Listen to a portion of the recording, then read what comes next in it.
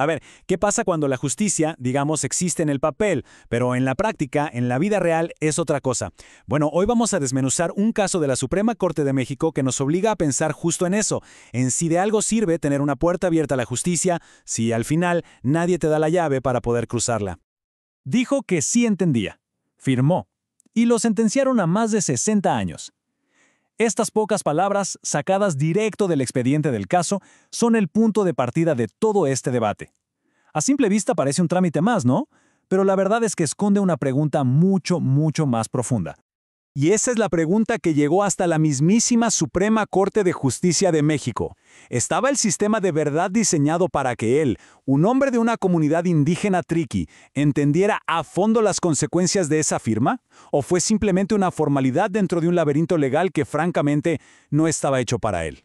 Para poder entender la decisión final de la Corte, primero tenemos que ver el camino que recorrió este hombre. Un camino que empezó justamente con un veredicto que parecía haberle cerrado todas las puertas. Ok, entonces, ¿de quién estamos hablando? De un hombre indígena de la comunidad triqui allá en Oaxaca. Resulta que lo sentenciaron a más de 60 años de cárcel, y esto fue a través de un procedimiento abreviado, que básicamente es cuando aceptas la culpa. Ojo, un dato crucial. En ese momento, él no apeló la decisión. Pero, con una sentencia así de tremenda, su lucha en realidad apenas estaba por empezar. Y bueno, buscó una última esperanza: la Sala de Justicia Indígena. Un tribunal especializado, creado, en teoría, precisamente para atender asuntos de las comunidades originarias. Parecía el lugar correcto, ¿no? Una puerta donde su contexto cultural por fin sería entendido. Pues no, la sala se declaró incompetente, o sea, dijo que no tenía la autoridad para revisar el caso. Y así, de golpe, la puerta se le cerró en la cara. Esto creó un verdadero rompecabezas legal. ¿Cómo es posible que un sistema diseñado para proteger a las comunidades indígenas les niegue el acceso? Y es justo esta contradicción la que terminó llegando a la Suprema Corte. Para resolver este enredo, la Corte tuvo que analizar dos caminos de justicia que existen al mismo tiempo en Oaxaca. Son como dos vías paralelas que, en este caso, parecía que estaban destinadas a chocar. Entonces, por un lado, tenemos el camino de los tribunales ordinarios, el sistema de siempre, el estándar para todos. Y por el otro, el camino de la justicia indígena, pensado para ser más sensible a la cultura y resolver conflictos dentro de las comunidades. La gran pregunta aquí era, ¿se pueden cruzar estos dos caminos? Todo esto se reduce a un concepto legal clave: la competencia. Pensemos que es como los carriles de una autopista. La ley define qué tipo de vehículo, o sea, qué tipo de caso, puede ir por cada carril. El problema aquí era decidir a qué carril le tocaba a este caso en particular. Así que la pregunta para la Suprema Corte fue muy clara. Si una persona indígena ya fue sentenciada en el carril de la justicia ordinaria, ¿puede la sala indígena, este tribunal especializado, meterse y, por así decirlo, cambiar el caso de carril para revisarlo? La mayoría de los ministros de la Corte tomaron una postura, la verdad, muy estricta. Se enfocaron en mantener el orden y las reglas del sistema, tal y como están escritas. Lo que hizo la mayoría de la Corte fue enfocarse en lo que este diagrama muestra como el camino verde, el de la izquierda.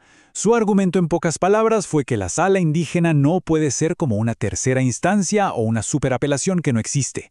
Si hubo un error, se tenía que corregir dentro del sistema ordinario, no abriendo una puerta nueva.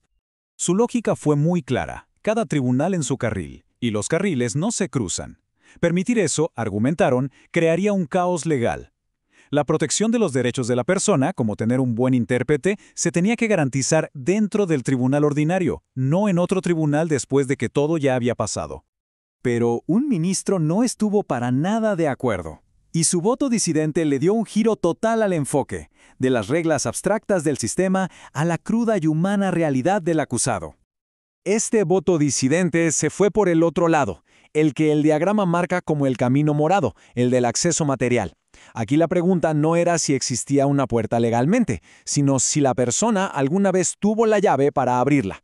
Porque, a ver, ¿de qué sirve un derecho en un papel si en la vida real es imposible usarlo? El disenso lo cuestionó todo. ¿El intérprete de verdad era bueno y entendía el contexto? ¿La defensa legal fue adecuada en la práctica? Y lo más importante, ¿esta persona de verdad entendió que al firmar ese papel estaba aceptando una condena de más de 60 años de cárcel? El ministro argumentó que sin estas garantías reales, materiales, los derechos son solo una bonita ilusión. Y así, Este caso nos deja con dos visiones de la justicia totalmente opuestas, una contra la otra, y nos obliga a preguntarnos, entonces, ¿qué es la justicia en realidad? Esta tabla, lo resume perfectamente. Por un lado, la visión de la mayoría, la que podemos llamar justicia formal, se pregunta, ¿existen los caminos legales? ¿Están definidas las reglas? Y por el otro, la visión del disidente, la justicia material, que se pregunta, ok, pero ¿esos caminos se podían usar?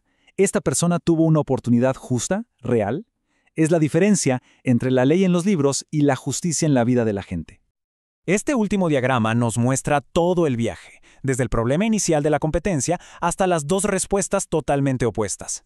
Al final, la Corte eligió mantener la coherencia del sistema, pero al hacerlo, dejó en el aire la gran pregunta de si la justicia real, la efectiva, la material, se había logrado en este caso.